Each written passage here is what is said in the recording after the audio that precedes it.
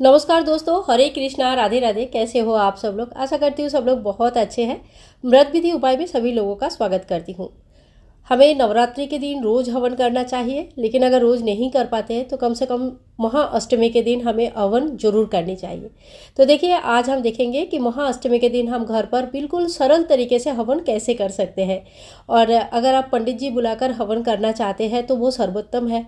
बहुत सारा मंत्रों के साथ वो बहुत ही बढ़िया तरीके से हवन करवा देंगे। तो देखिए, मैंने यहाँ पे एक उपले को सुलगा लिया है। घी थोड़ा सा इसमें धुआं आता है, इसलिए मैंने थोड़ी देर के लिए बाहर रख दिया है। और जैसे ही धुआं खत्म हो जाता है तो वैसे ही हम यहाँ पे आके हवन की व्यवस्था करेंगे। माता रानी के सामने भी आप हवन कर सकते हैं, और अगर जगह है तो आप माता रानी के चौकी पे उनके सामने ही हवन करें। और अगर जगह नहीं है तो घर का किसी भी शुद्ध स्थान में अपने मंदिर के सामने भी हवन कर सकते हैं। तो यहाँ पे देखिए, मैंने एक थाल ले लिया, इसमें मैंने स्वास्तिक बना लिया। स्वास्तिक बहुत ही शुभ चिन्ह होता है, और इसके ऊपर आप फूलों का, चावल का आसन भी लगा सकते हैं। हवन कुंड में थोड़ी सी हम टीका कर लेंगे, हवन कुंड की पूजा कर लेंगे। आप रोली, हल्दी, कुमकुम या पीला चंदन से टीका कर सकते हैं। इसके बाद देखिए, थोड़ा सा हमें घी डालनी है। जो सुलगा हुआ गाय के गोबर का बना हुआ कंडे है इसके ऊपर, ये आहुति नहीं है, ये सिर्फ हवन की तैयारी है।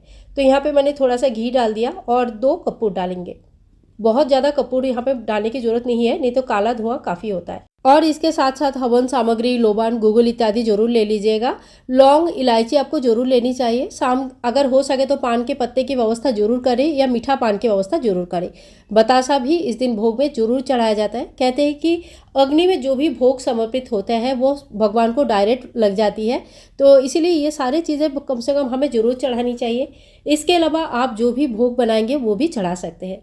आप माता रानी की जयकारा लगाते हुए हम अग्नि प्रज्वलित करेंगे, और सभी देवी देवताओं को हाथ जोड़ करके आह्वान करेंगे कि हे भगवान, हम आपके निमित्त हवन करने जा रहे हैं। आप सभी भगवान यहाँ विराजित हो, मेरे हवन संपूर्ण हो, इसके लिए आप मुझे आशीर्वाद करें और हमारा हवन ग्रहण करें। इस तरह से भगवान को आह्वान करने के बाद हम घी की आहुति देंगे। 2 आहुति सबसे पहले दिया जाता है। सबसे पहले गणेश जी के नाम पे और गौरी माँ का नाम पे आहुति दिया जाता है। इसके बाद देखिए, नवग्रह का नाम का आहुति दिया जाता है। आपको अगर स्तोत्र आता है, स्तुति आती है, नवग्रह मंत्र आता है, तो आप उस मंत्र के जप करते हुए आहुति दे सकते हैं। नहीं तो ओम नवग्रह देवताय नमो नमः, इस तरह से नवग्रह को स्मरण करते हुए उनकी 9 आहुतियाँ दे सकते हैं। इस तरह से सर्वप्रथम गौरी गणेश जी की आहुति होता है, फिर नवग्रह का आरती होती है, आहुति होती है, और उसके बाद आप अपने कुल देवी या कुल देवता के नाम पे एक आहुति जरूर चढ़ाइए। कुल देवी और कुल देवता को सुखी रखना, उनके आशीर्वाद की प्राप्ति होना बहुत जरूरी है। स्थानीय देव देवी नाम के भी आहुति चढ़ा सकते हैं। अपने गुरुदेव के नाम पे, अपने इष्ट देव के नाम पे आहुति दे सकते हैं। और हाँ, बीच बीच में आप घी, लोबान, गुगुल वगैरह जरूर चढ़ाते रहिएगा। इससे घर में बहुत ही ज़्यादा अच्छा खुशबू फैलती है, और साथ साथ में सभी प्रकार के नकारात्मक ऊर्जाएं खत्म हो जाती है। अगर बच्चे डरते हैं तो आपको इस समय डेली हवन करना चाहिए। इससे जो धुआं निकलता है, इससे बहुत ही ज़्यादा पॉजिटिविटी आती है। इसके बाद हम सर्वप्रथम माँ को भोग लगाएंगे। तो जो फूल वाले लौंग होता है, लौंग का जोड़ा चढ़ाया जाता है। कहीं कहीं 1 जोड़ी, कहीं कहीं 2 जोड़ी लौंग चढ़ाया जाता है। घी में डुबोने के बाद हम लौंग की जोड़ी चढ़ाएंगे, इस तरह से माता रानी के नाम पे जयकारा लगाते हुए। और फिर बतासा चढ़ाएंगे। जो भी आपने भोग बनाया है, इस दिन काला चना, पूरी, पुए और बहुत तरह तरह का मिठाइयाँ बनाया जाता है। तो आपके घर में जो भी भोग बनाया है उन भोगों का भी आप आहुति जरूर दीजिए। लेकिन घी जो आहुति होता है वो नमक का नहीं होता है, तो नमक वाली चीज़ों का आहुति नहीं दिया जाता है। इसके बाद देखो, माता रानी के नाम पे आपको आहुति देना है, और ये सबसे लास्ट आहुति होती है।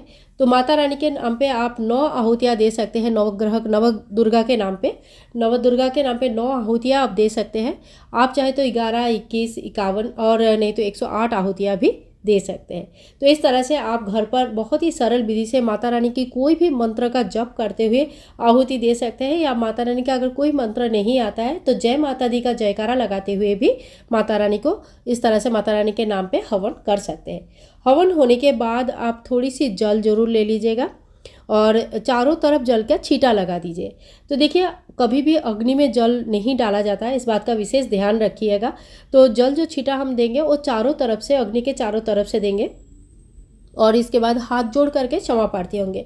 तो देखिए, जो भी हमसे गलती हो गई, भूल चूक हो गई, माता रानी इसके लिए हमें माफ़ कर दे, यही हम माता रानी से कहेंगे, और जो हमारे मनोकामनाएं हो वो संपूर्ण हो जाए माता रानी के आशीर्वाद से।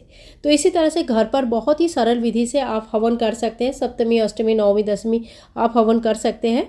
और वीडियो अगर पसंद आई तो प्लीज़ लाइक कीजिएगा, चैनल को सब्सक्राइब करके रखिए इसी तरह का और ही भी अच्छे अच्छे वीडियोस देखने के लिए। मिलूंगी नेक्स्ट वीडियो में, तब तक के लिए सभी भाई बंधुओं को हैप्पी नवरात्रि। माता रानी की कृपा सभी के ऊपर रहे और आप सभी का शुद्ध सात्विक मनोकामनाएं जरूर पूरी हो जाए।